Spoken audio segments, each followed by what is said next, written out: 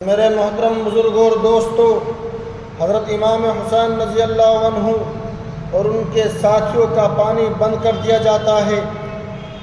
رات میں حضرت امام حسین رضی اللہ عنہ کی ملاقات عمر بن سعد سے ہوتی ہے اور حضرت امام حسین رضی اللہ عنہ نے عمر بن سعد سے کہا کہ میں تم سے دو باتیں کہتا ہوں، چاہے آپ ان دو باتوں میں سے کسی بھی بات پر رضامند ہو جائیے۔ پہلی بات یہ ہے کہ میں جہاں سے آیا ہوں میں وہاں واپس چلا جاتا ہوں، یا یہ کہ میں یزید کے پاس جا کر کے اس سے اپنا معاملہ طے کرنا چاہتا ہوں۔ میرے دوستو، عمر بن سعد نے حضرت حسین رضی اللہ عنہ کی تقریر سن کر ابن زیاد کو خط لکھا،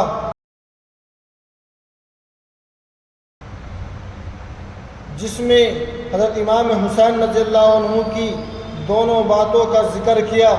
ابن زیاد جب اس خط کو پڑھتا ہے تو خوش ہو جاتا ہے اور وہ اس بات پر رضامند ہو جاتا ہے، لیکن میرے دوستو، شمر نامی ایک ملعون شخص جو ابن زیاد کے پاس تھا، اس نے ابن زیاد کو کہا کہ تم یہ کیا کر رہے ہو؟ کیا آپ امام حسین رضی اللہ عنہ کو مہلت دینے کے لیے جا رہے ہو؟ میں یہ سمجھتا ہوں کہ اگر آج آپ نے امام حسین رضی اللہ عنہ کو مہلت دے دی تو یقیناً یہ طاقتور ہو کر آپ کے مقابلے کے لیے دوبارہ آ جائیں گے۔ میرے دوستو، ابن زیاد شمر کی جب یہ بات سنتا ہے تو اس کی بات مان لیتا ہے اور عمر بن سعد کو ایک خط لکھتا ہے، جس میں دعا سلام کے بعد اس نے لکھا، اس لیے نہیں بھیجا کہ تم جنگ سے بچو یا ان کو مہلت دو یا ان کی سفارش کرو۔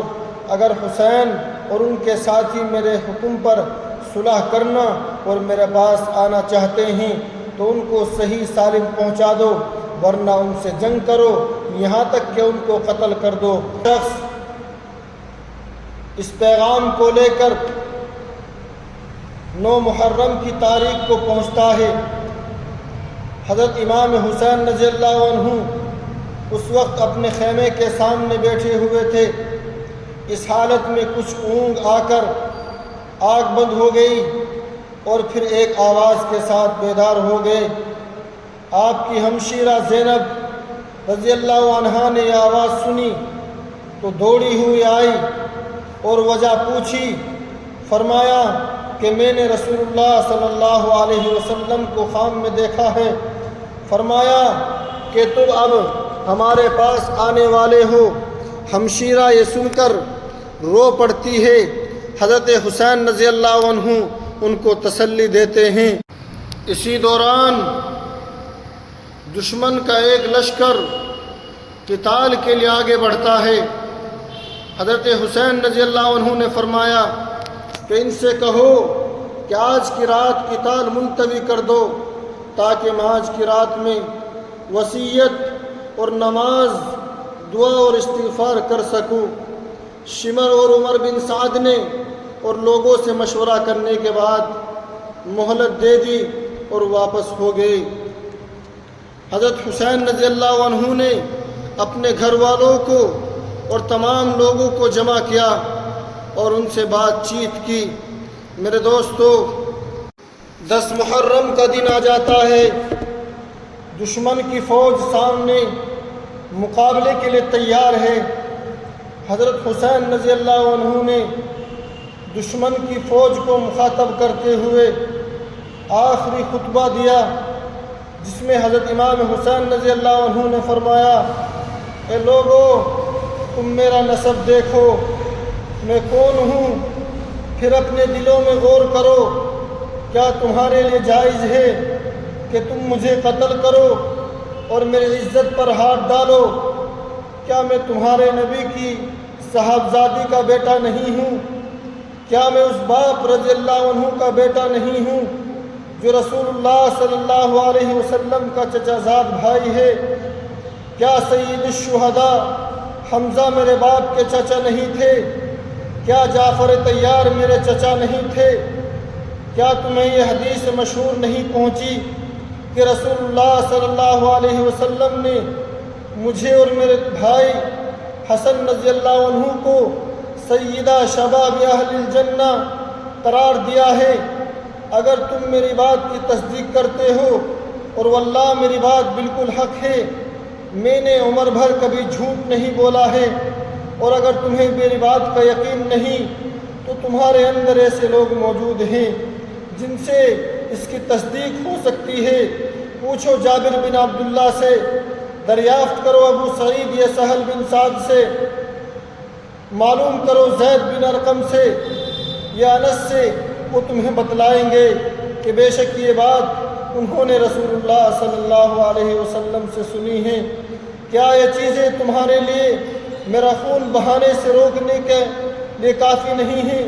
مجھے بتلاؤ کہ میں نے کسی کو قتل کیا ہے جس کے قصاص میں مجھے قتل کر رہے ہو، یا میں نے کسی کا مال لوٹا ہے یا کسی کو زخم لگایا ہے۔ اس کے بعد حضرت حسین رضی اللہ عنہ نے رؤسائے کوفہ کے نام لے کر پکارا، اے شیش تم کہاں ہو، اے قیس بن اشعث تم کہاں ہو، اے زید بن حارث کیا تم لوگوں نے مجھے بلانے کے لیے خطوط نہیں لکھے؟ یہ سب لوگ مکر جاتے ہیں کہ ہم نے نہیں لکھے تھے۔ حضرت حسین رضی اللہ عنہ نے فرمایا کہ میرے پاس تمہارے خطوط موجود ہیں۔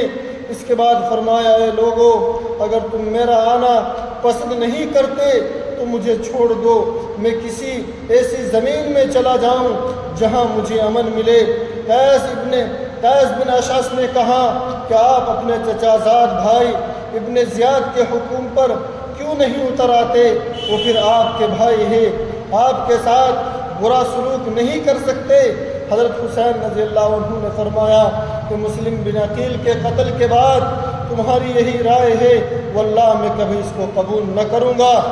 اسی گفتگو کے دوران شمر نامی ملعون شخص تیر چلاتا ہے اور قتال شروع ہو جاتا ہے۔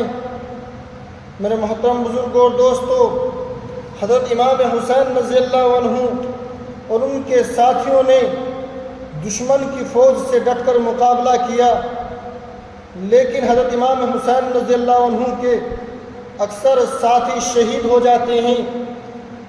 نماز ظہر کا وقت ہوتا ہے، حضرت امام حسین رضی اللہ عنہ ظہر کی نماز ادا کرنے کا حکم دیتے ہیں۔ نماز ظہر ادا کی جاتی ہے اور اس کے بعد پھر قتال شروع ہو جاتا ہے، لیکن حضرت امام حسین رضی اللہ عنہ کی طرف بڑھنے کی کسی کی ہمت نہیں ہوئی۔ اسی طرح بہت دیر تک یہی کیفیت رہی کہ جو شخص آپ کی طرف بڑھتا اسی طرح لوٹ جاتا، اور حضرت حسین رضی اللہ عنہ کے قتل اور اس کے گناہ کو اپنے سر لینا کوئی نہیں چاہتا تھا، یہاں تک کہ ایک قبیلے کے ایک شقی القلب مالک بن نصیر آگے بڑھا اور حضرت امام حسین رضی اللہ عنہ کے سر پر تلوار سے حملہ کیا۔ آپ شدید زخمی ہو گئے۔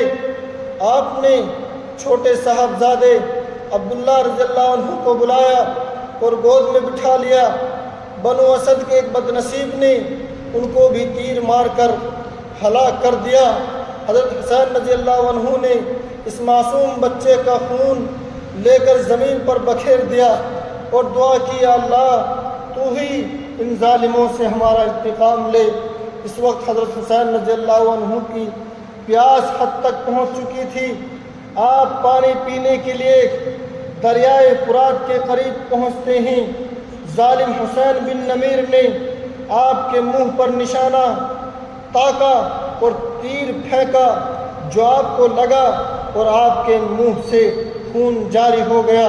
انا للہ و انا الیہ راجعون۔ اس کے بعد شمر ملعون نے 10 آدمی ساتھ لے کر حضرت حسین رضی اللہ عنہ کی طرف جانے کا ارادہ کیا۔ حضرت حسین رضی اللہ عنہ شدید پیاس اور اتنے زخموں کے باوجود ان کے ساتھ مقابلہ کرتے رہے، اور جس طرف حضرت حسین رضی اللہ عنہ بڑھتے میدان صاف ہو جاتا۔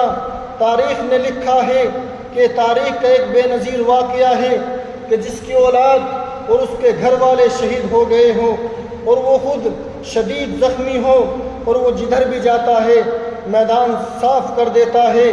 شمر نے جب یہ دیکھا کہ حضرت حسین رضی اللہ عنہ کے قتل کرنے سے ہر شخص بچنا چاہتا ہے تو آواز دی کہ سب لوگ ایک ساتھ حملہ کرو۔